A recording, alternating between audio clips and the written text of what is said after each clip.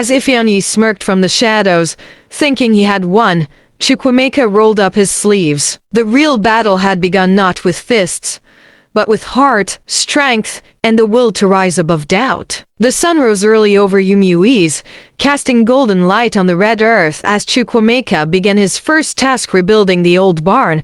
The structure had collapsed years ago, its wood rotted and its roof eaten by termites. Most villagers had written it off, but Chukwuemeka saw a challenge, not ruin. He started by clearing the overgrown weeds, then gathering bamboo, palm fronds, and clay bricks from nearby villages.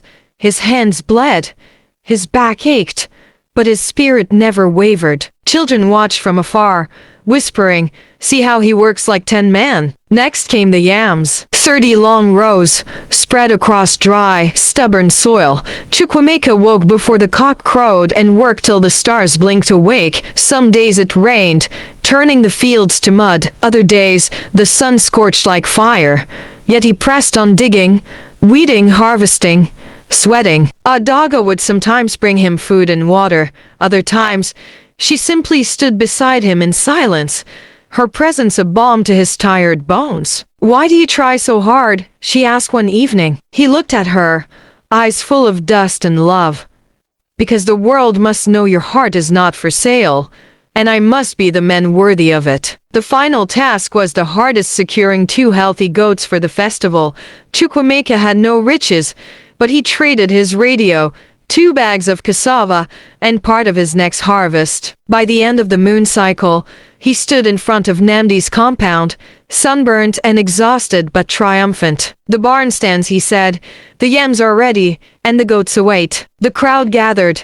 Namdi nodded slowly, respect dawning in his eyes. But victory would not come easy. The shadows hadn't finished their work yet. Though Chukwuemeka had completed the tasks, his battle was far from over. Whispers still circled the village like restless spirits. "I heard he borrowed those goats," someone muttered by the palm wine stand. "They say he bribed the barn builders," another said. "If not for Adago's help, would he have finished anything?" A third voice questioned. These rumors didn't break him, but they chipped at the walls he had built. Each day, as he walked through the village, eyes followed him, some with admiration, others with suspicion. Then came the worst blow. Chief Obidiki, Ifeanyi's father, visited Namdi with kola nuts, drinks, and a generous bride price.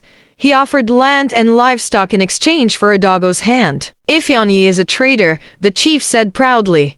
"He will give your daughter a better life. Let's put childish romance aside." Namdi, torn between tradition and truth, said he needed time. When Adago heard, she stormed into her father's hut. "Papa, am I cattle to be sold? My heart has chosen." But Namdi only sighed. "You're still young. One day you'll understand." Meanwhile, Chukwuemeka faced pressure from his own family. His uncle, a bitter man, warned, "This girl will drag you into disgrace. Leave now, before your name is ruined." Despite everything, Chukwuemeka stood firm, but it was no longer just a matter of love, it was war. Between tradition and change, between lies and truth, between heart and pride. And in the middle of it all, stood 2 young souls clinging to each other, unsure how much longer they could hold on. The new Yam festival arrived with fanfare, drums beating, dancers leaping, and the air thick with the smell of roasted yam and palm oil. Villagers adorned in vibrant wrappers filled the village square, ready to feast, gossip, and witness what many called the day of decision. Chukwuemeka stood beside the 2 goats he had provided, clean and healthy. A few feet away, Ifeanyi lounged beneath a canopy, dressed in lace and gold, smirking as if the festival was his coronation. Then Namdi stepped forward, holding a carved staff, his voice steady. "Today, we honor our ancestors and also settle a matter that has stirred our village." The crowd hushed. He turned to both suitors. "You have both shown interest in my daughter. One through gifts, the other through action, but only one has shown heart." He paused, eyes sweeping across the villagers. "Chukwuemeka, despite gossip and pressure, you fulfilled every task I set without complaint, without shortcuts. You proved not only your love, but your strength and humility." A low murmur rose from the crowd. "As a father, I want wealth for my daughter. But more than that, I want peace, respect, and partnership.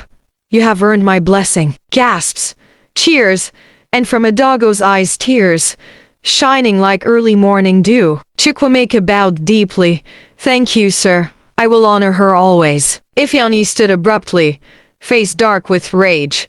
He stormed out of the square, the gold on his neck suddenly heavier than pride. Adago rushed to Chukwemeka, their hands meeting like two rivers that finally found each other again. But as joy bloomed, jealousy boiled nearby, and a wounded man's pride is a dangerous thing. The drums of celebration had barely quieted when the poison began to spread. Ifeanyi, humiliated and enraged, could not bear the sight of Chukwemeka and Adago walking hand in hand through the village. His pride burned hotter than fire, and he vowed silently, if I can't have her, then he won't either. He began his work in secret. One by one, he visited the elders who still respected his father's wealth. With whispers and bribes, he planted lies like seeds in fertile soil. They say Chukwemeka forged his land documents, he told one elder. I heard he was chased from Enugu after stealing from his employer, he told another. He's only pretending to be a pride. Wait until he shows his true face. The lies grew legs. Before long, tongues wagged louder than market bells. Villagers who once praised Chukwemeka now watched him with cautious eyes. Women whispered behind his back. Children stopped greeting him with their usual cheer. Even Namdi, who had given his blessing, began to waver. One evening, he called Adago aside.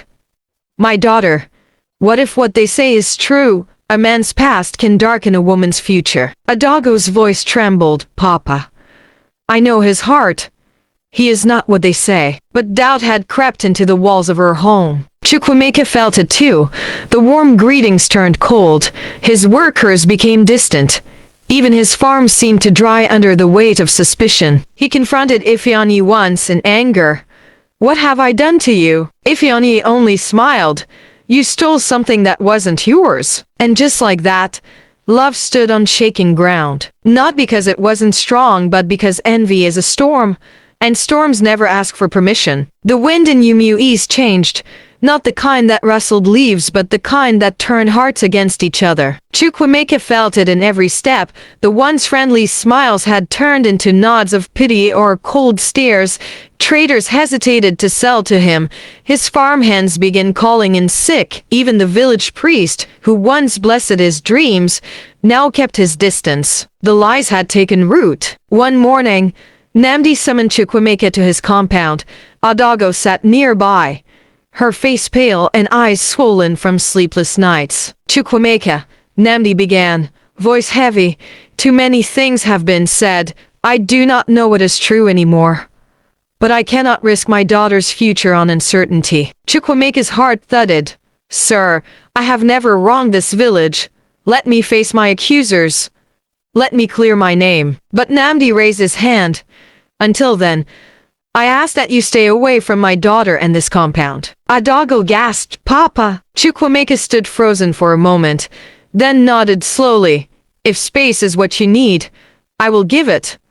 But I will not stop fighting for the truth. He turned and walked away head high, heart shattered. Later that evening, Adago found him by the stream where they first spoke. I don't believe a word they say, she whispered. He reached for her hand. Even if the whole world turns against me, I only need you to believe. But belief was not enough to stop a village from folding under fear, and soon, what had started as whispers became the wall that divided love. The rift had opened, and some wounds once cut bleed deeper than the eye can see. The sun rose gray that morning, heavy with silence. Chukwemeka had left the village, not in anger, but in sorrow. He left a note for Adago beneath the Udala tree where they once shared their first palm fruit. It read, When love is questioned by those it seeks to honor, silence becomes a shield. I will return not to win approval, but to clear my name.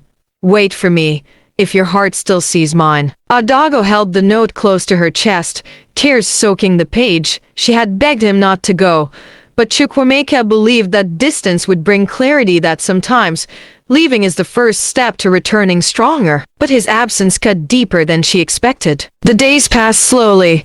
The laughter in the compound faded. Neoma grew quieter. And Adago, once full of life, became a shadow of herself. She stopped going to the stream, missed market days, and no longer joined in evening songs. The village noticed but said nothing. Ifeanyi, seeing her weakness, tried once more to woo her with words and wealth, but she turned her face away. "You may have destroyed trust," she said, her voice low, "but you will never take love." The heartbreak was not just hers. Chukwuemeka too felt it in the city, cut off from the soil of his dreams, from the hands that once held his. He worked odd jobs, saved money, and sought the truth that would free him. But back in Umui's, storms were brewing. And not all heartbreaks come in silence, some arrive with thunder. It began with dark clouds that rolled in faster than the villagers could light their fires. By late afternoon, the skies broke open in a rage of wind and rain. Trees bent, roofs flew, and thunder cracked like the voice of an angry god. Chickens scattered, goats cried, and people rushed to secure their homes. Inside Namdi's compound, Adago clutched her mother tightly. "Mama, we should go to the back hut," she cried, but Neoma shook her head. "I'll secure the kitchen roof." "Go inside, my daughter." Adago hesitated, then obeyed. Moments later, a loud crack shook the compound. A giant branch from the old breadfruit tree had fallen. When the rain eased, Adago ran outside, heart pounding. She found her mother beneath the fallen branch, her wrapper soaked, her breath fading. "No! Mama, please!" she screamed, kneeling beside her. Neoma opened her eyes, weakly touching Adago's face. "Tell Chukwuemeka, he is enough." Then, silence. The village mourned. Drums were silent for 7 days. Women wailed into the night, and men stood with lowered heads as Neoma was laid to rest beneath the Udala tree. Adago did not speak for 3 days. Her eyes, once bright like morning dew, now held a distant fog. Her grief went deeper than words. Her mother gone, her lover absent, her soul unmoored. Even Ifeanyi stayed away, his scheming silenced by death's final word. Far from the village, Chukwuemeka felt a chill he could not explain. That night, he dreamt of Adago crying under storm clouds. He woke with tears on his cheeks and the voice of Neoma echoing in his mind. It was time to go home. Umui's had never felt so quiet. After Neoma's burial, the village air grew heavy, not just with grief, but with regret. Adago, once the joy of every gathering, now stayed in her hut, staring blankly at the walls. She refused food. She refused company. Her laughter, which once danced through the compound like music, was gone. Namdi watched his daughter fade day by day. He tried to speak, to comfort her, but she barely heard him. "I should have listened," he whispered one night to her door. "I was wrong about him, about everything. The day we met at the market, you spilled gari everywhere." He chuckled through tears. "And you called me clumsy goat." A soft laugh escaped her lips.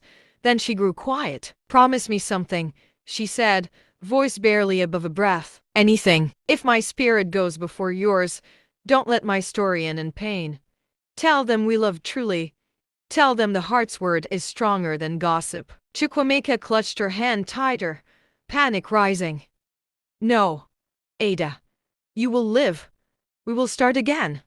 You'll see." But Adago's eyes had already closed. A single tear slid down her cheek. Her breathing slowed, then stopped. Chukwuemeka froze, holding her close, unwilling to accept what had come. Outside, the wind stirred, and a distant Udala fruit fell to the earth with a soft thud like a mother's last whisper. The villagers began to weep. 2 hearts had fought against the world, and one had gone quiet forever. The sun rose over Umui's, but joy did not rise with it. Adago's passing hit the village like a silent drum, its rhythm felt but not heard. The market stayed empty. The children didn't sing, even the birds perched quietly on trees, as if mourning with the living. Her burial was simple but sacred. Beneath the Udala tree, where love had once bloomed, she was laid to rest beside her mother. Women wailed softly, men bowed their heads, and Chukwuemeka stood still, holding nothing but a folded wrapper she used to wear. No words came to him. What could he say? He had returned with truth, but too late for love to heal. Even if Ifeanyi came, his face pale and drained, he stood far from the grave, eyes locked on the ground, his pride now just a pile of ash in the wind. Namdi wept openly, clinging to his daughter's memory. He approached Chukwemeka after the burial, voice broken. I failed you both. I let noise drown truth. Forgive me. Chukwemeka nodded, but said nothing. His heart had no space for blame, only sorrow. Days passed. Chukwemeka did not leave the village. Instead, he rebuilt the broken parts. He visited the sick. He repaired roofs damaged in the storm. He told the youth Adago's story, not the tragedy, but the strength she carried in her spirit. And the village began to change. Not in celebration, but in reflection. Some wounds never heal completely, but they teach us where we went wrong and how to love better the next time. Even in death, Adago's presence lingered like a gentle wind felt, though unseen. Nyadaora gathered the village children beneath the old udala tree one evening. Her voice, soft but steady, rose over the rustling leaves. Let me tell you a story, she began, of a girl named Adago, whose heart shone brighter than gold, and a boy named Chukwemeka, who loved her more than life itself. The children leaned closer, their eyes wide, the same way their parents once had. She spoke not of the tragedy, but of courage, the way Adago stayed true even as the world turned against her, and how Chukwemeka returned to right the wrongs even after losing everything. This story, Nyadaora said, is not just about love. It is about standing firm in the face of lies, about listening to the heart, even when the world is loud. The villagers gathered, old and young, listening in silence. Even Ifeanyi stood at the edge, tears quietly falling in his chest. Regret sat like stone. No one shunned him anymore, but they no longer celebrated him either. His name now carried a lesson, not pride. Under the moonlight, the village began to shift, not through magic, but memory. Adago's garden, once overgrown, was cleared and replanted. The school compound was named after her, and every New Yam festival, a dance was performed in her honor, slow and graceful, like her spirit. Chukwemeka, though still grieving, found strength in that legacy. He became a teacher, sharing stories of love, truth, and the consequences of silence. And so, Adago's heart, the Aku Obi, lived on, not just in memory, but in the choices the village would make from that day forward. The sun dipped low behind the hills, casting a golden glow over Umiui's. Smoke curled gently from cooking fires, and birds returned to their nests. Peace had come, not perfect, but healing. Under the udala tree, Nyadaora sat alone, her walking stick resting beside her. The children had gone, the evening tale told, yet she remained, eyes closed, listening to the quiet hum of the village heart. A soft breeze stirred the leaves. She smiled. Aku Obi, she murmured, the heart's word. From behind her, footsteps approached. It was Chukwemeka, older now, but still carrying the calm strength that once won Adago's heart. Ni, he greeted with a bow. She looked up at him, her eyes kind. You've done well, my son. He sat beside her. Some days I wonder if she would be proud. She is, Nyadaora replied without pause, because you didn't let pain harden you. You turned loss into wisdom. He looked out at the horizon. I see her in every child who learns to speak truth, in every girl who knows her worth. That was her gift. Nyadaora nodded. And your gift is keeping it alive. As the last light faded, the village lights flickered one by one, lanterns in windows, fires in compounds. Life had moved forward. Yes, but not without remembering. The story of Adago and Chukwemeka had become more than memory. It had become lesson. In the stillness of dusk, Nyadaora whispered to the wind, love, truth, forgiveness. These are the seeds we must plant. These are the heart's true words. And so, as night fell over Umiui's, the people rested not just with full bellies, but with full hearts, for they had learned, real love does not shout, it endures.